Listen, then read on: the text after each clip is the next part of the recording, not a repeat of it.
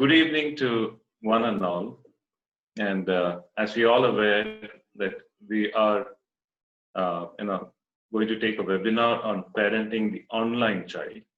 And Nas did start the whole session by made it easier by comparing between what normal parenting is and how it is different from parenting an online child is. Now, before I start the webinar, I would request the parents to keep a notepad and a pen with them to note down key points, as the other webinars that I've been taking for the last 1 month, parents have requested me to put a note that they should be keeping a notepad and pen so that they don't miss out points.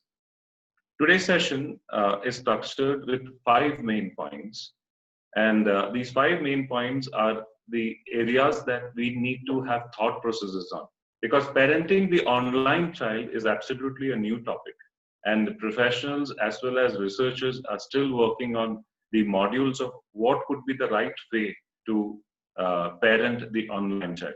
So I have tried to bring in 5 structured points in helping you all out to understand what parenting is regarding children when they are online. Introducing the topic on what is parenting an online child, we understand that digital media have quickly changed in ways in which parents and children communicate. They enjoy themselves, they acquire information, and solve problems. Now, we know that such a situation, both at ordinary and exceptional circumstances, such as COVID-19 home confinement, is concerned. Very young children are regular users of smartphones and tablets, so their early digital engagement poses new challenges to parent-child relationship and parental role. The lockdown and restrictions at home quickly, which happened on March 23rd in India, transferred most of the children to screens of devices into various activities that they were doing outdoor. Now, for the lessons, maybe, or playing with peers, which they used to do outdoor, they had to get onto screen, to get engaged to the routine that they were having. It is too early to know what impact the epidemic will have on children's physical and mental health, but the attention of professionals is not lacking. Surely, during COVID-19, screen time has increased exponentially in the families. In some ways, for parents, it was a relief because through the internet, children continued their school courses and were in touch with their peers.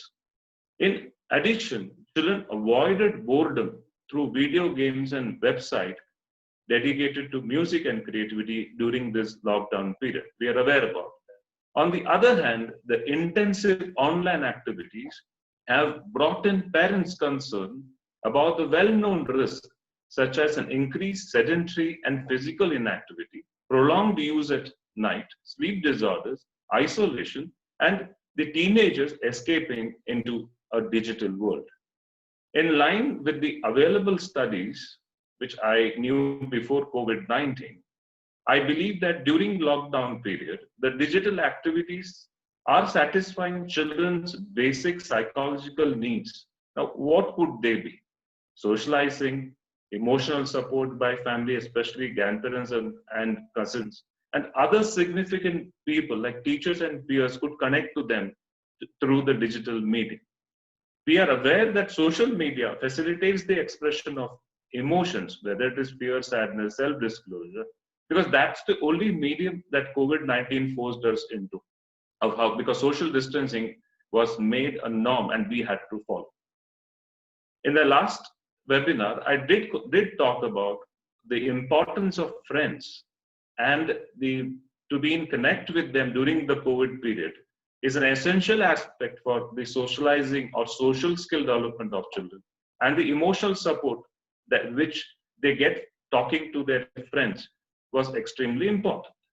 I would like to highlight the same in today's session also, that even though we know the hazardous aspects of going online, it is very essential that children are connected with their friends at least for 10 to 15 minutes to 30 minutes per day, so that they don't feel isolated. I would like to take this opportunity to wish each one of y'all a happy Friendship Day. Now, when moving ahead from the introduction to the 5 structured points that I wanted you all to learn. This is a new topic and we need to have a lot of research coming into it. But these 5 structured points will definitely help you all to have thought processes aligned to set norms for the online child that you are going to see in the future or going through it. The first structured point are the parental beliefs. Now, whether you have a positive belief of your child going online or whether you have a negative belief of your child going online, definitely will have an impact on how the child is, how you will be parenting the child when the child is online. And interesting evidence emerging from empirical literature is the protective role of parent-child communication for preventing internet unsuitable use in children.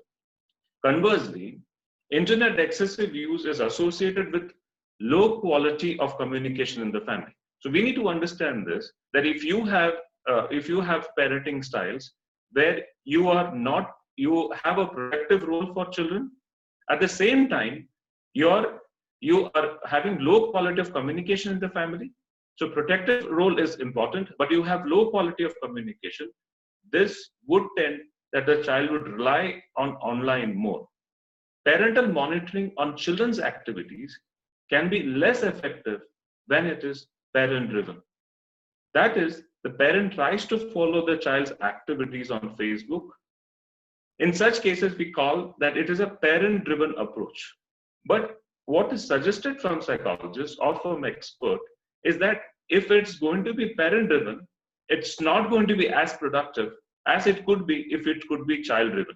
Even instead of you following up the child activities, if the child itself comes forward for self-disclosure and open communication, and if the whole approach is child-driven, then the usage of the child going online would be quite productive for the child. At the same time, there could be a set of norms that could be brought in.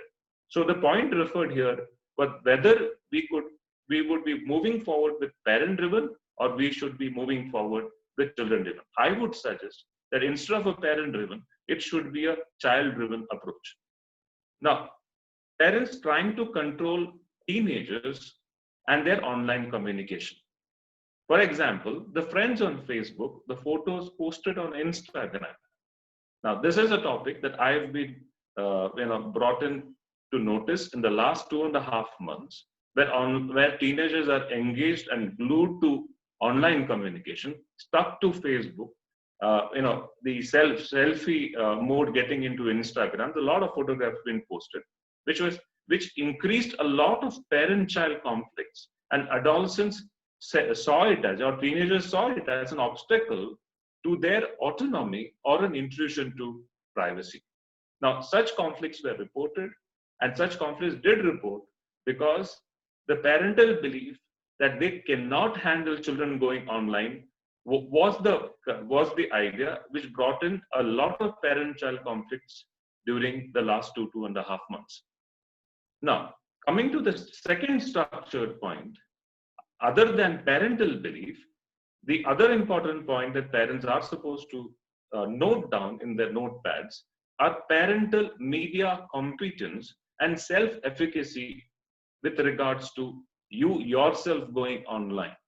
Now, having the digital knowledge and the skills to move in the digital world without suffering the danger is not a matter of age, but education and learning, that is digital literacy, is extremely important for parents. 50 to 60% children are online. Parents are not digitally literate. Now, that's the state of the situation now. The technical skills, as well as the aspect of the different levels of involvement, children have much better digital literacy. Now, if your children are having more digital literacy than you, there is a serious issue and complex issue dealing for parents, teachers, psychologists, where if they are not prepared and they are not digitally literate, children will outperform, and that could be hazardous as children online could be exposing to various threats. Now going forward, if parents feel less skilled or worry about unknown dangers of the web, they could activate more restrictive practices. Now, more restrictive practices means more parent-child conflict. But if that's the case, if restriction comes in, then it is extremely difficult for parents and children to have a constructive manner discussion when it comes to being online. My suggestion would be that parents should be skilling themselves up. They should stop worrying about the dangers of the web. They should restrain from restrictive practices and sit and discuss with children in a constructive manner, in a child-driven approach, so that there are a set of norms that could be brought in, and there could be a channel or a path by which you could parent an online child. The third important structured point which I am proposing, other than the first two that you have noted, is parenting approaches in children's digital engagement. Now, that's a very important point, that what is your approach in the child's digital engagement? What probably becomes necessary in time of COVID-19 is a renegotiation of family routines. We all know that all our family routines had to be renegotiated. Mothers had to renegotiate with the children because all the load came onto them. There were no servants. The whole overall responsibility was this. So everybody had to renegotiate with everybody. And there did happen a renegotiation of family routines. Now, when the renegotiations took place, the screen time and the moments of the family time had to be balanced. And I hope each parent who was listening to my webinar was able to negotiate the balance between screen time and the family time. In this regard, I would like to bring to your notice what WHO recommended. WHO did recommend in the month of March, almost to the late end of March, that parents should maintain regular routine for children. They are at home, so they would not have a routine. They will get up at what time, they will eat at what time, they will sleep at what time. If there's no botheration, then it was not a sound decision. WHO recommended that parents had to maintain or have to maintain regular routines for children, whether it is school learning, free time, relaxing, bedtime. And at the same time, other than making the regular routine for children within the restricted house environment, they also had to create new opportunities for joint activities. Now, it could not be that they were in a boarding or they were confined into a restrictive jail environment. It was necessary that parents created new opportunities for joint activities. For example, playing music with them, being creative, and doing physical activities in front of the screen, so that their online activities could be brought down. The parents had joint activities with them with regards to physical activity, whether it is yoga, whether listening to music, or seeing a game, or playing indoor games like caroms, chess, XYZ.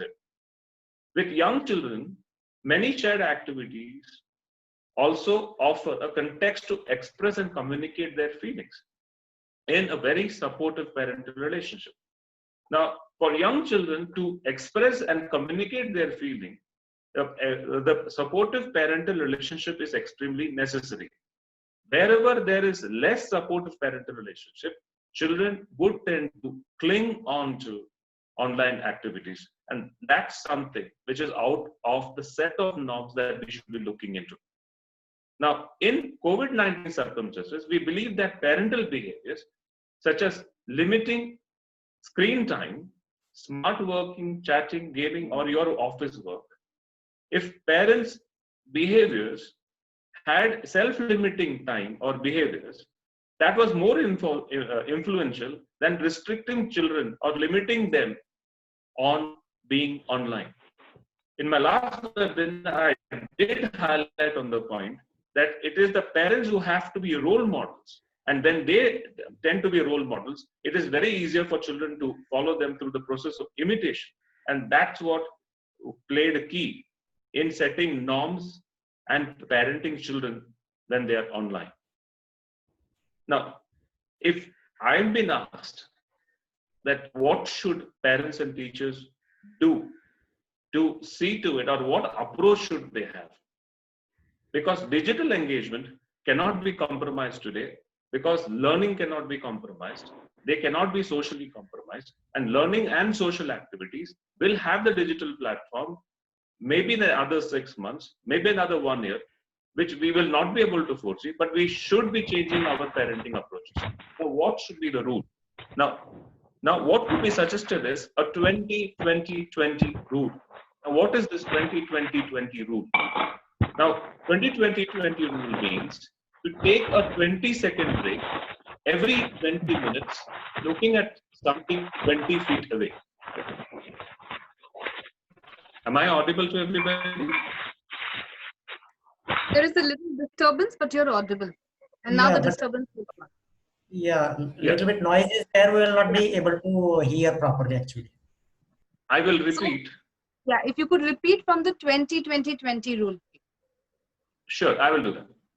Now, psychologists or experts would suggest, now this is something that have been discussed on the global platform, that what could be done, because for what approach should parents and teachers take on the digital engagement platform for children?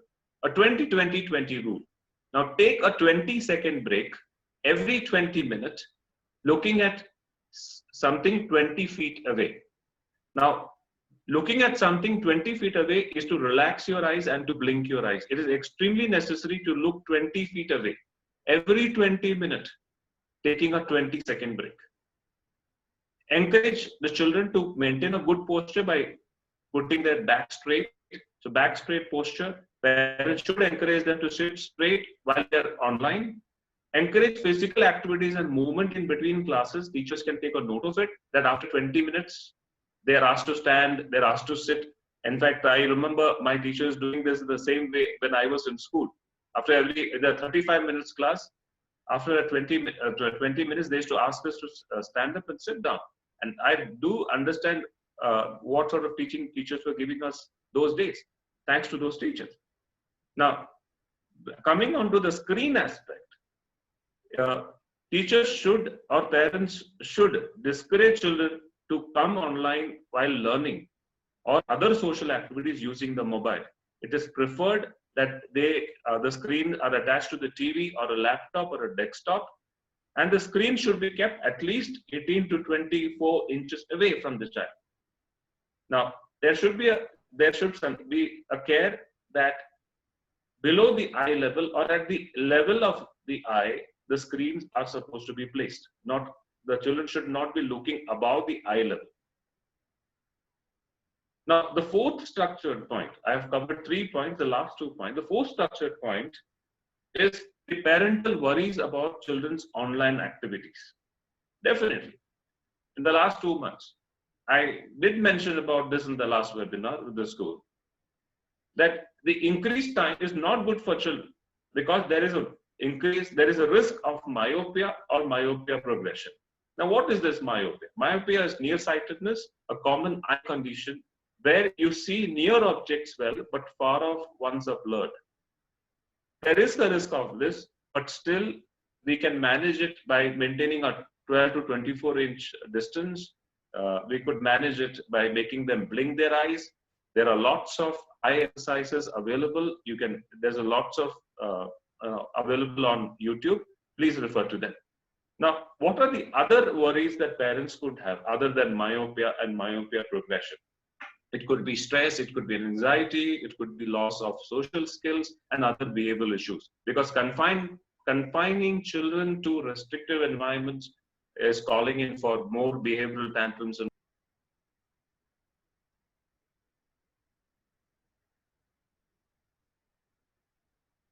I think we have lost Dr. George. Our technical team will try and get in touch with his team. And I think he should be on shortly. Audience, please bear with us while Dr. George gets back online. Just a slight technical issue. And you're back. Yes, sir. Please go ahead. Did you all hear me till social skills? Yes, we did. Okay. Now, I did speak about myopia and myopia progression. Correct. I spoke about that, and further to it, I was talking about parental worries other than myopia and myopia progression. It could be that children are showing stress, anxiety, loss of social skills, and behavioral issues. Confining children to restrictive environments, and that it's done forcefully in the last 3-4 months, could bring in a lot of tantrums in children and behavioral issues in children. If they are not being able to be managed by. Sorry, he's gone off the radar again. We'll have a technical team get in touch with him. Please stay online. And we regret the inconvenience, but he'll be back shortly. Please hold on. Himlata ma'am, technical team, if you could just help Dr. George, please. Yes, ma'am. Thank you. We'll wait just a couple of seconds. I'm sure he'll be back. This technical team is as strong as ours. So please give us a couple of seconds and he'll be back surely. So while Mr. George is trying to get back online and complete this session, I would just like to remind the parents the very important 20-20-20 rule that he spoke about. I think that is your key word for today. That is your main focus that you can take back, your main learning from this evening's webinar, the 20-20-20 formula. You just check on Dr. George and get him back online. I'm sure you want to hear him more than you want to hear me. Ma'am, please give only 1 minute. He will join back, ma'am. Yes, I have total confidence in my technical team. So I'm very sure he'll join back in less than a minute. He joined, ma'am. Himlata ma'am. Sir joined. He's joined. Yes. Sorry, welcome back. Yes, we can see and hear you, Dr. George. Welcome back. I've been giving them and repeating what you just have been telling us, the 20-20-20 formula. But I am done with that. That's all I can handle for now. It's you who has to take over again. Yes, taken 20-second pause, actually. Hello, lovely. So this was our 20-second break from Dr. George. Yeah, we required it. All right, yeah, please go ahead. I think we heard about stress, anxiety, loss of social skills, and behavioral issues, right? Yes, sir. Yeah. Can the audience get interactive, Dr. George? Or would you like to give them a 10-minute question answer session? Or can they get interactive with you while you're asking questions now? They can get interactive with me. Fabulous. We have a 5 to 10-minute question answer session at the end of this evening after Dr. George finishes his webinar. Parents can ask their questions then also. Thank you. Do anyone wants to talk to me on any question? Can I continue with the session? I think it is better to you continue, yes, and we have a question and answer session later if anybody is having. Okay, done. So I was talking, I think before the connectivity went off, I was talking about the worries about parental worries about children's online activities. And I did speak about risk of myopia progression. The other worry that parents could have, that children undergoing stress, anxiety, loss of social skills, and other behavioral issues. And the other important point is disturbed regular sleep pattern. So being confined at home, it is very essential that you follow a routine. WHO has given directives and circulars that parents are supposed to maintain routines for children so that they don't face anxiety, social skill issues, behavioral issues, and majorly sleep pattern issues. That's something that parents will have to take care of. Now, the predominance of online activities in life of many children often worries parents. We know that.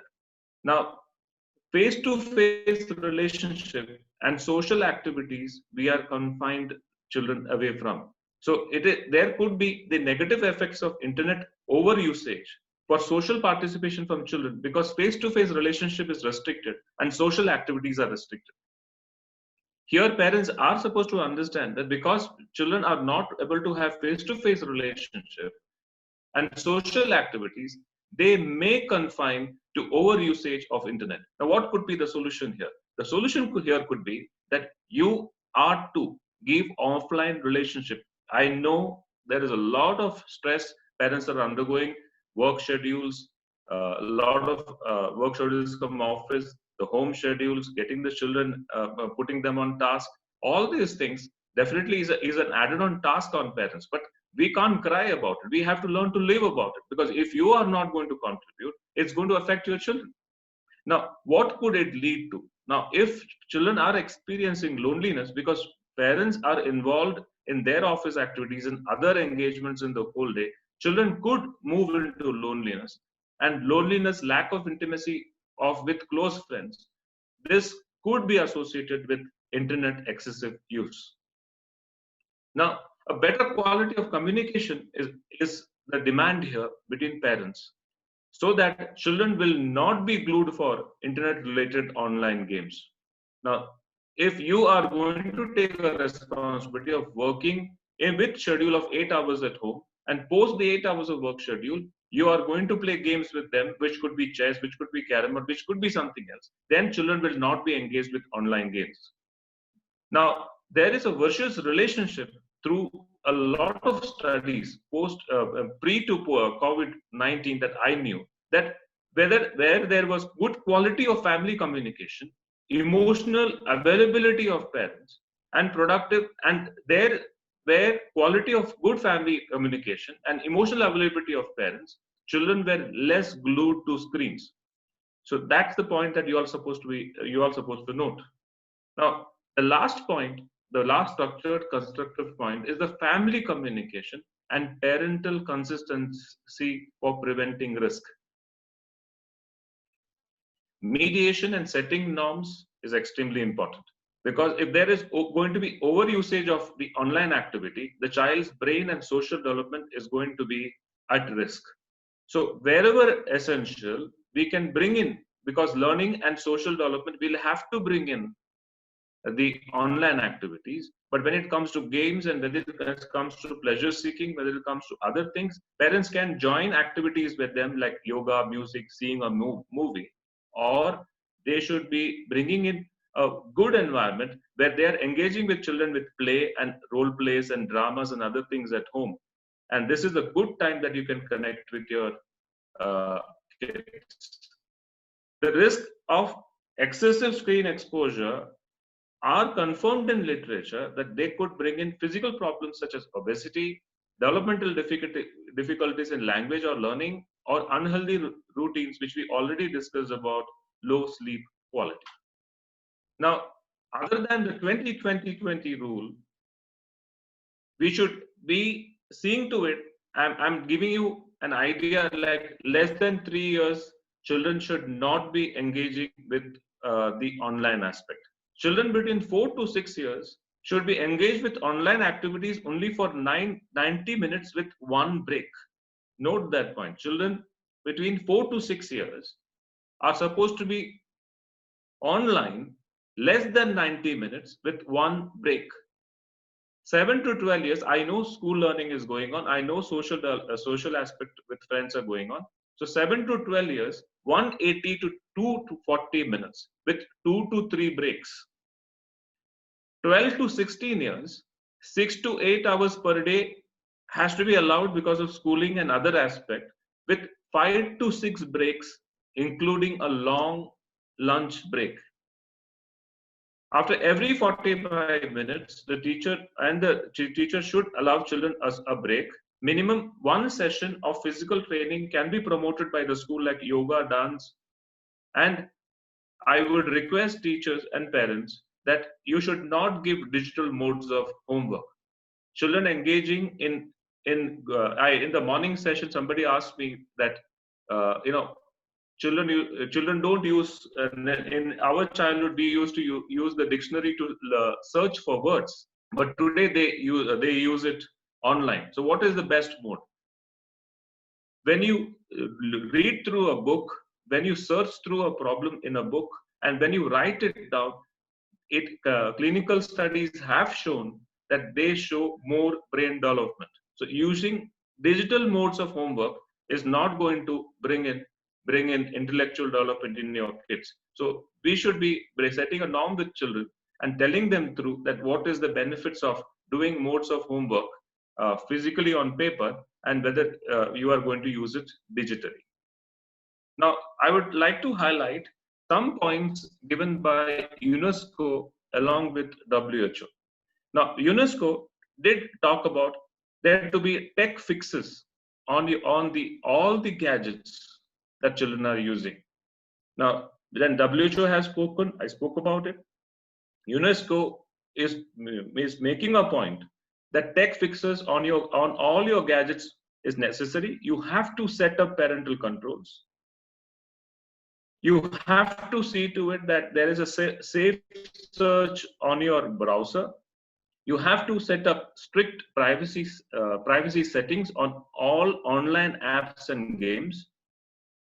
That is something that UNESCO has did come forward in their circulars. Now, going ahead with this topic, keeping your child safe with open communication with you, creating a trust relationship and open communication through positive support and encouragement will definitely see to it that children and you all can set norms when children are online.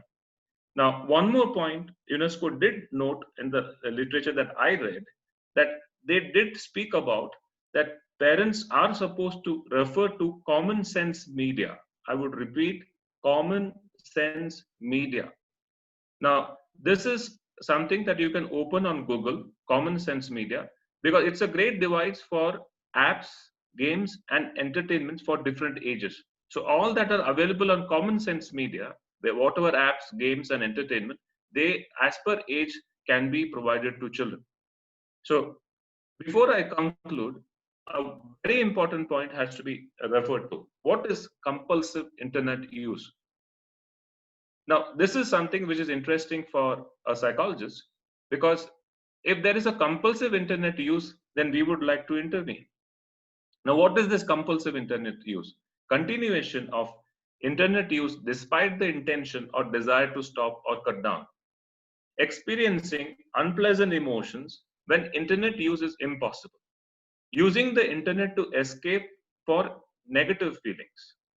Internet use dominating one's cognition and behaviors, and internet use resulting in conflict with others or in self-conflict. If any of these symptoms are being seen, I would suggest parents should immediately consult your pediatrician or psychologist.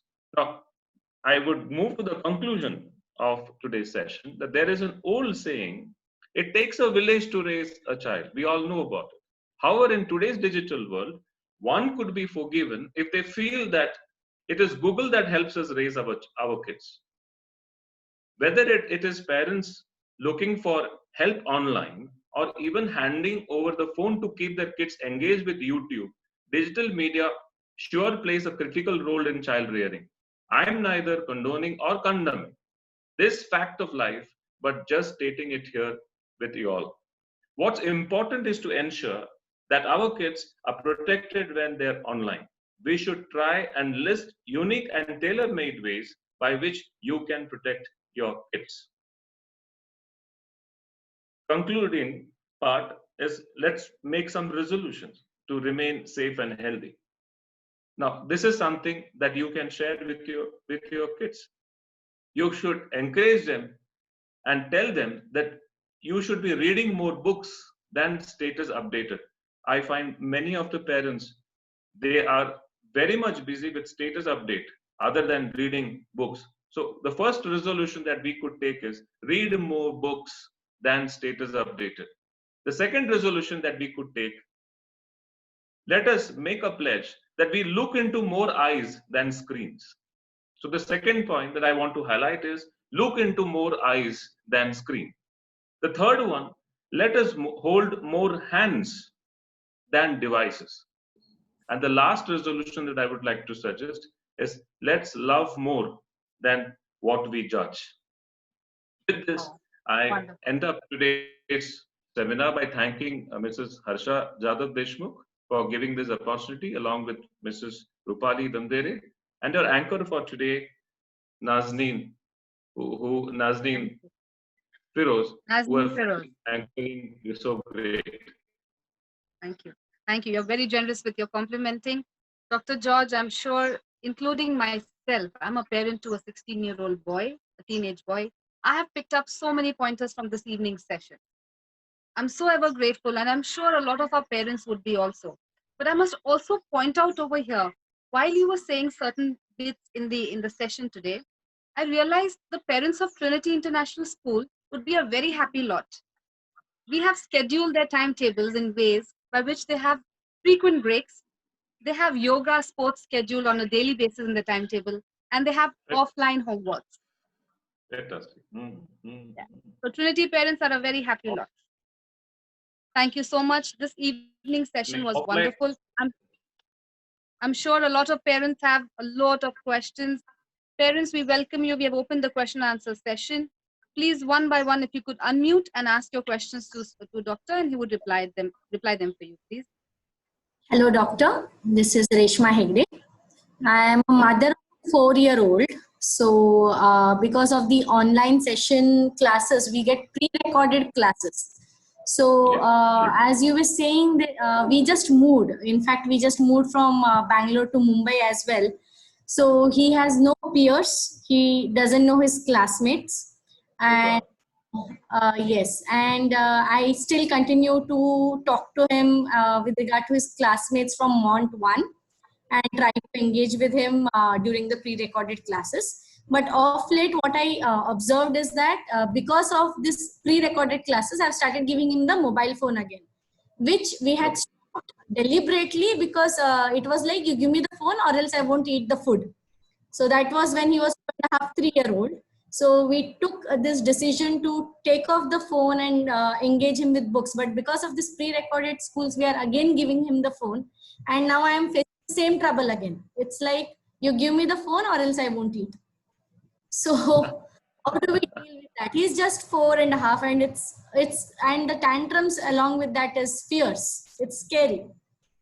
Ma'am, I'm sure a lot of parents are relating to what you're asking, Dr. George. Dr. George, we are waiting for your answer. Yes. This question keeps coming up, but then I would like to answer your question on two parts.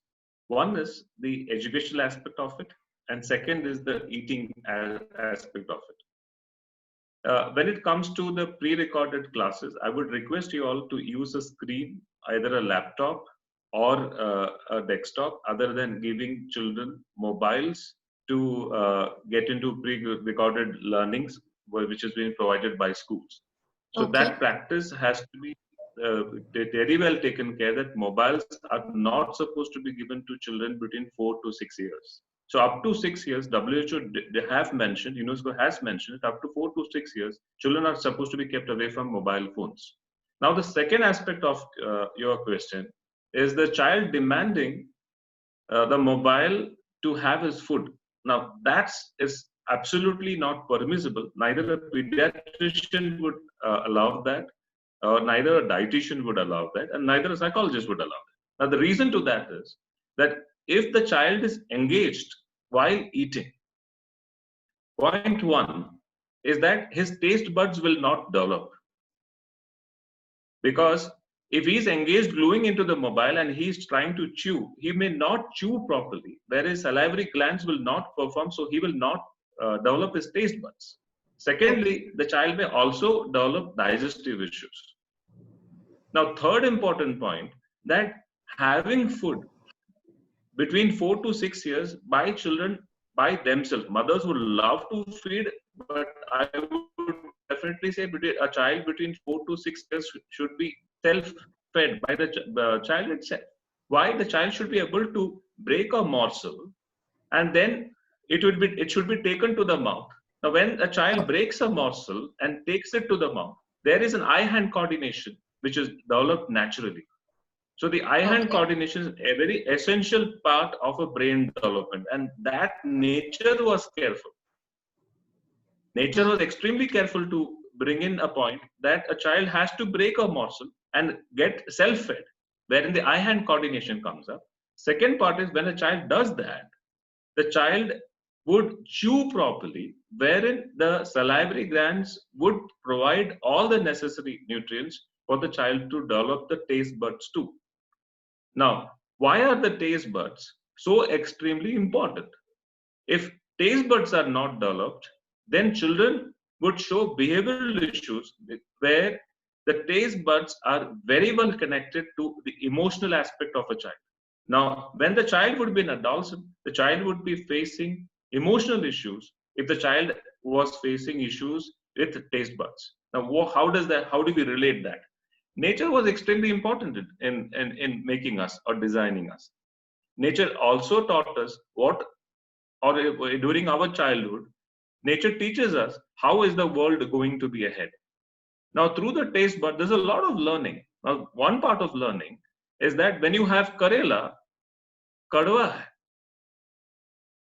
Now, इससे एक nature सिखाना चाहता है कि कड़वा खाने से कड़वे लोग होते हैं, बोपला खाने से नो सेंस लोग होते हैं, मीठा खाने से मीठे लोग होते हैं, खट्टा खाने से खट्टे लोग होते हैं. So the eating aspect is a very essential aspect.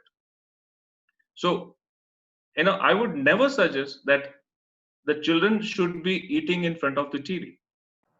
Children should be, given a mobile, because that's a process which is a long fetched, which will be very, very instrumental in making a very healthy individual, a very good generation for the future. I hope I answered you, Reshma. Thank you, doctor. Doctor, and what about the tantrums? I mean, it's like how to deal with those tantrums. If you can give some tips on that as well. Yes. Now, coming to tantrums, you need to understand one thing, that it is the age of the child to test the limits of the mother. How far can I go with her? Yes. Now, how far can I go with her is something that the child is trying to test. So it is your responsibility to set the limit. Okay. Now the point is that if you have a habit of getting unnecessarily disturbing with the child, when the child throws a tantrum, so the child would be enacting it again at a similar situation. Okay. So it's a more of a mirror approach. If you are having situations of anger, when you deal with a child throwing a tantrum, the child would similarly imitate it back to you. So there are two aspects to it. Whether you are losing your cool or whether the child is testing your limit, that you will have to decide. So if you are losing your cool, I will definitely not allow you to do that with the child. But when it comes to testing limits, you need to now bring in some modes of discipline by which you would tell the child in a very nice way that now you're crossing the lines and mama would not like it. So setting the, please don't bribe children when you said that I will give you a chocolate, I will buy you this, I will get you a McDonald's. That's not the way when you are setting limits or norms with children. Okay. Right, Reshma? Thank you so much, Dr. Varghese. Thank you. Thank you. Very detailed, answered very well. Thank you so much. Any other parent with any question, please? Hey, I have a question. Shall I go ahead? Yeah, Please. sure. All right. Okay, so I kind of noted down 4 questions. So I'll just go with the 2 which I think were more relevant right now, right? So one is, I'll give you the both questions right away and, save time. So one is, we have kind of restricted YouTube. So my son is a 9-year-old boy, and we have restricted YouTube. We have not given him any mobile phones. He doesn't have any tablets. He can only access his stuff on a desktop and on TV. Okay. So now when coming to the eye health, we have kind of a desktop setup which has a 27-inch screen. Okay. And it's a curved screen. So, and generally when you sit, you are typically 2 feet away. So the question is, amongst the guidelines that you've given, that it should be below your eye level and that. So so does that screen size help? Like, is it helpful or detrimental, given that most of the classes are in Google Hangouts and things are too small once they see their class, and people trying to figure out small things on the screen gets even more stressful, but then big screens can have different challenges as well. So one question is, what kind of screen size and the positioning would you recommend given Google Hangouts or Zoom calls, like which is the longest time of screen engagement that they have? And the second question, which is totally not related to this, uh, is related to the social engagement the kids have now online. My kid has been online for a good amount of time, and he has been playing multiplayer online games where there's other communities and other kids coming online. I've tried to monitor those servers he gets onto, and some of those experiences have been very great kids come over, new friends they have made, and nice insights. The kind of charity that they do on those games is amazing to see. Okay. But at the same time, what has happened is, there's a vast variety of cultures amongst kids that has happened. So there are kids in the society which are like, they have helicopter parents and everything is controlled, and there are some kids which are more open, and then this online community which is a whole different color. So, and then of course there's some risky parts which you have advised us against and taken care of. So how do you think we should approach to these online cultures and physically available cultures in kids, and is it going to be healthier like that or not? So comments on that. So these are the two things which I wanted to run by you. Sure. Well, both the questions. So a wonderful question, Mr. George. Dr. George, very wonderful question. Yeah. I would like to answer the first question. The size of the screen should be between 14 and 17 inch. And if it is the size of the TV, if it's 27, the child should be somewhere placed around 2 or 3 feet away. So I think that would solve the problem. 2 feet with 14 to 17 inches, what TV size has been prescribed. So did I answer your first question? Yeah. Yeah. Now coming to your second question, Mr. Kalsi, very important point that I wanted to cover in today's session, but due to lack of time, I could not enter into it. WHO did speak about this, and UNESCO also recommended some aspect. Now there could be, you've been a vigilant parent, so that's how you know about the situation. So, but then most of our parents are not even aware of how these things happen, or they are not bothered. But you being a vigilant parent, you could figure out the cultural aspect. You could figure out that from various classes of society, children are coming in and they are getting exposed to. So there could be bullying, or there could be other endangered situation in this situation. Like they're getting exposed to strangers, which is also a matter of concern. Now, the point that you were trying to highlight, and something that I would like to suggest, being a vigilant parent is extremely necessary. And when children are on such platforms, it is very essential that the screen is facing the parent. That is very well described in the guidelines. The screen has to be facing the parents, and the parents should have an eye when children are engaging into such social platforms, or they're engaged socially with such gadgets. Because here the aspect here is the bullying aspect, or the other stranger effect aspects which could be coming in, and that parents will have to take care. WHO can just give in guidelines. I can just speak about it, but when children are exposed to such environments, vigilant parenting is essential. So placing the screen somewhere from where you could work and also have an eye at what is going on is extremely essential. Now, the other second aspect is that children seeing violent videos or while playing violent games. It is advisable that children are not supposed to see violent videos or violent games because they are confined in a room. It may bring in behavioral issues or temper tantrums in children, because these contents do affect the brain chemicals, all the brain chemicals, whether it is serotonin, dopamine, noradrenaline. So as a psychologist, I would suggest that parents should keep an eye There are lots of other games to play, but nothing to do with violent contents or to do with violent video games. I hope I answered you. All right. Yeah, great. Thank you, Dr. John. This was helpful. Thank you.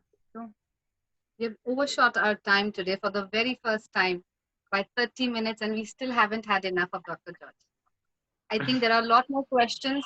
Parents are requested. I'm sorry, Dr. George, but we would ask them to send in their questions via email to the school, and those questions would be sent to you for you to reply on them. Is that all right with you, sir? That's fine. That will be great. So parents, whoever have questions, please send us the email. I will be posting the email. Thank you so much. Okay, that's from Reshma Hegde. Thank you so much is what she says. I'll be putting up this video and its contents on FB, on the Trinity International School FB page. And I'll also be putting up an email over there where parents and audience can ask questions to Dr. George, and we'll make sure that we have the replies from him and send them back to you. Thank you so much for this lovely evening, Dr. George. This association between Trinity and you has been wonderful for parents, students, and the audience alike. Very, very grateful to you. Thank you very much. Good evening to all. Goodbye, everybody. Very good evening to everybody. Happy weekend and a very happy Friendship Day to everybody. Thank you. Thank you. Goodbye. Thank you. Goodbye. Bye. Goodbye.